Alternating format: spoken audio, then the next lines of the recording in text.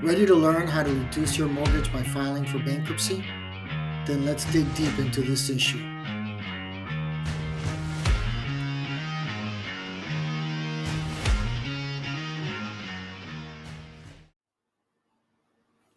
All right, everybody, welcome to another class. And today we're going to be talking about mortgages.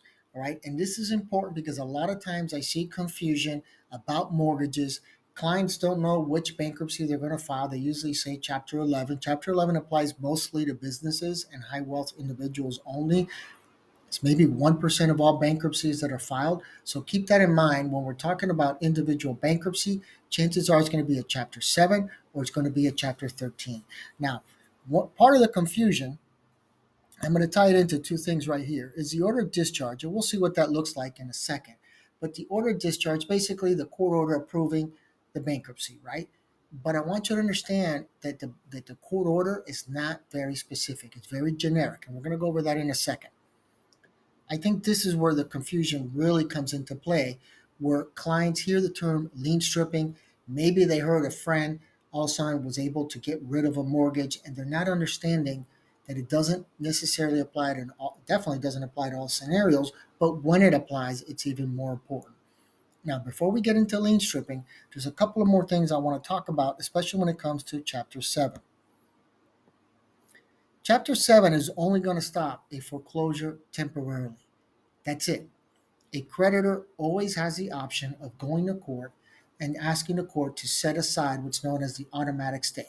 The automatic stay is what stops a case, but it doesn't stop all cases. It's not going to stop an alimony issue or child support issue. It's not going to stop anything dealing with criminal cases, etc. So it's only really pertaining to issues with debt collectors coming after you and stuff like that, not an alimony type case with an ex-spouse. Now, even more importantly, Chapter 7, that's not the answer if you want to keep the home and you're behind on your mortgage. If you're behind on the mortgage, only Chapter 13 is going to help you, right? That's very important because a lot of times people file for bankruptcy on their own and they file for Chapter 7 thinking they know it can stop a foreclosure and they think I can stop the foreclosure and keep my home. No, it's only going to stop it until that motion, what's called a motion for relief of stay from that automatic stay that happens once you file for bankruptcy, that is going to get granted by the court because Chapter 7 will never save your home from foreclosure.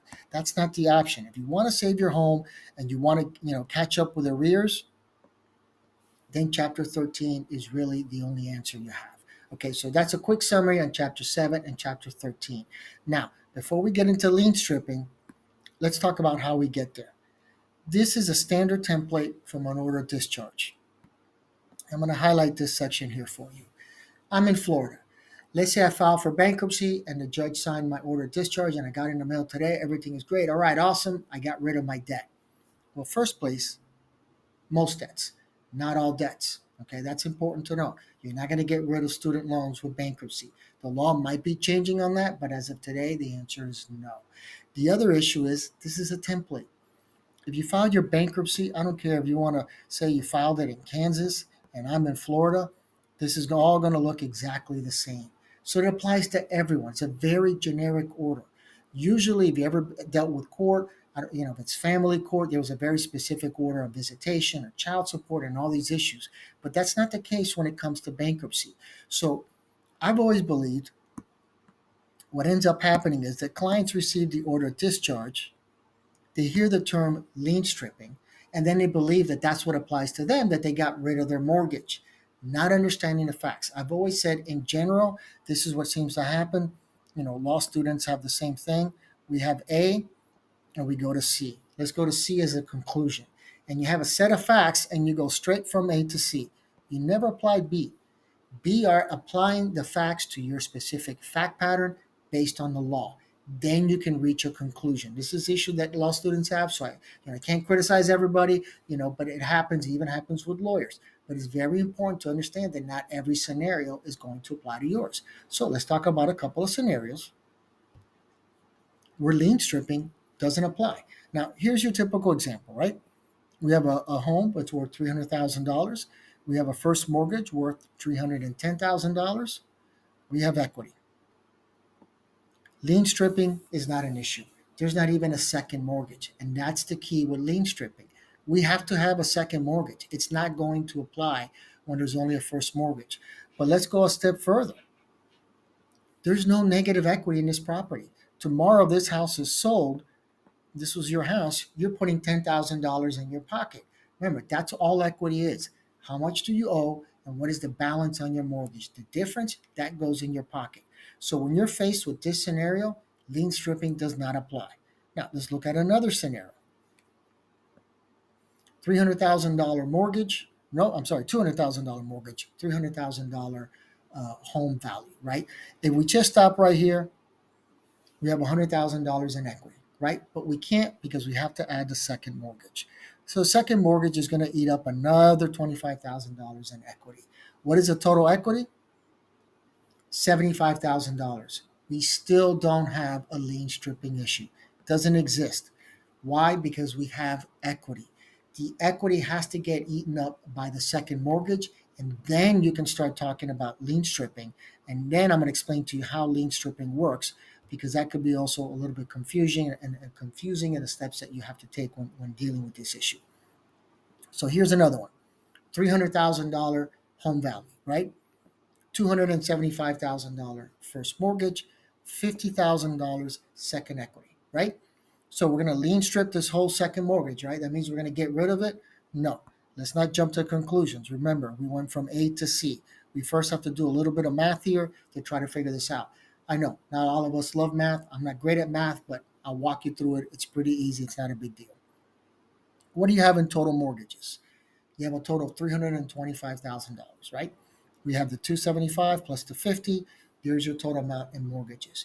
But your second mortgage is worth $50,000. How does that work? Well, right off the top, understand that we have negative equity, but it's only $25,000 in negative equity. Because if we got rid of, let's just pretend the second mortgage was $25,000, then what we have is just no equity. There's nothing there. But by adding the second mortgage, we take up $25,000 of that equity, and now on top of that, we have another $25,000 in negative equity. And that is the key that you need to know when it comes to negative equity. This is the amount right here that would disappear. Now, I'm going to elaborate on disappear. It doesn't mean throw it away and it doesn't exist. You might have to pay something back, but usually it's pennies on the dollars, but we'll get into that into a second. All you're doing now is the second mortgage here really becomes a $25,000. Again, there's no equity, but that's fine. Let's just put zero equity over here. There's zero equity, but at least $25,000 was removed from that second mortgage. That is the lien stripping. Now, what happens to that second mortgage? I said it doesn't disappear, right? It doesn't.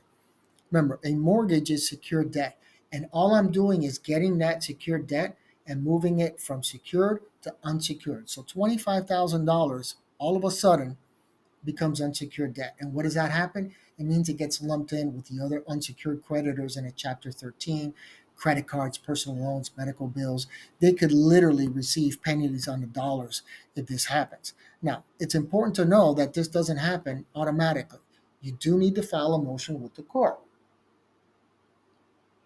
You're going to have to file a motion with the court, and the creditor can obviously object to the motion and say, for example, no, I think the house is worth more.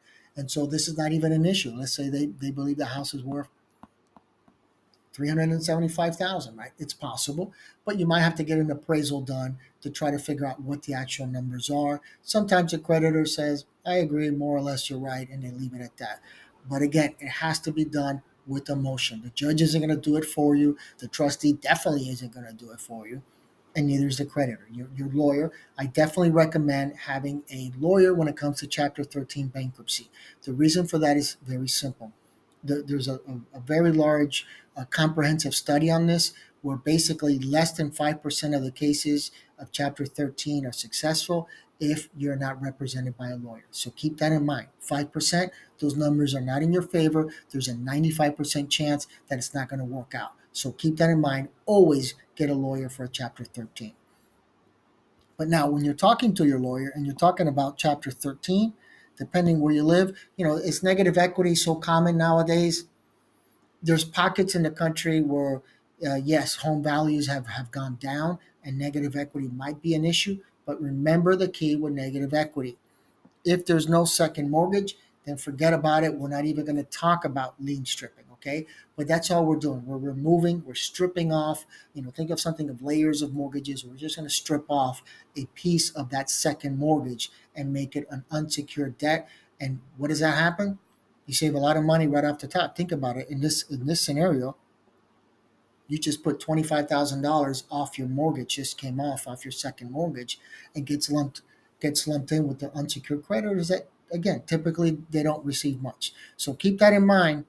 If we're not talking a second mortgage and we have equity, then just forget it, and understand that because you filed Chapter 7 bankruptcy, that doesn't mean you wiped out your debt. When it comes to mortgages or secured debt, just because you filed Chapter 13 doesn't mean that your mortgage got wiped out either. The only thing we're wiping out, and again, you might have to pay something back, is the second mortgage if it goes above and beyond, and now you have negative equity. If it comes to Chapter 7, lien stripping is completely not an option. It does not exist. Will we get there? Maybe one day, but we're not there today. So keep that in mind when it comes to lien stripping and how that works. We're only talking about Chapter 13 mortgages. Now, finally, remember I have the reader's form. If you want to reach out to me, you want to send me any questions, you can always email me. Send me a question that you have. I might be able to post in the Reader's Question Forum. There's already a few posts on that. For some of you, thank you for reaching out to me. I hope I put things in a better light and you understood it. Some of them have had lawyers already, and something that the lawyer didn't discuss. For example, the last one was an issue regarding, and coincidentally, I already had a blog post on this about golf, my obsession about golf. Hopefully, I go hit some balls today at the driving range. But it was an issue of not including certain hobbies, in this case golf, in the bankruptcy and how that can affect the bankruptcy. So keep that in mind. Definitely look into the blog. There's always other issues there, between in between the breaks of me trying to do videos, I'm out there blogging. So there's definitely a lot of blogs that are out there. If you're one of my students, or if you're a student at another university and you're using my textbook, remember to always go to the website. The website has plenty of information that you can apply in a practical setting, whether it's for your exams or even if you're a paralegal. There's a lot of questions that come up. Lien stripping is a perfect example. How do we handle lien stripping in this type of scenario? Now you have a better idea of how lien stripping works. And like always, you can find me on social media if you want. Go ahead and do we say X today? Do you X me or do you still say tweet me? I'm going to go with tweet me at send me a tweet on X. How's that? That sounds even better. And of course, you can go to my Facebook page. I have a business page there set up where I'm constantly posting as well. If you have any questions, again, you know how to reach me. So it's daylight savings time. Remember what we do. We jump forward. What was old saying? Fall back, spring forward. Enjoy your spring break for many of you that have kids and you're out there vacationing, having a good time. And I will see you at the next video. And look up for my blog tomorrow. I'm probably going to post up a new blog dealing tomorrow with foreclosures. Andrea De Matteo, the actress from what was the show? Sopranos. Sorry, I had a blank there for a second, for the Sopranos on HBO. She was recently in foreclosure proceedings, and I'm going to talk about side hustles and how she was able to use a side hustle to get out of foreclosure and skip bankruptcy altogether. All right, everyone. So take care, and I'll see you until next time.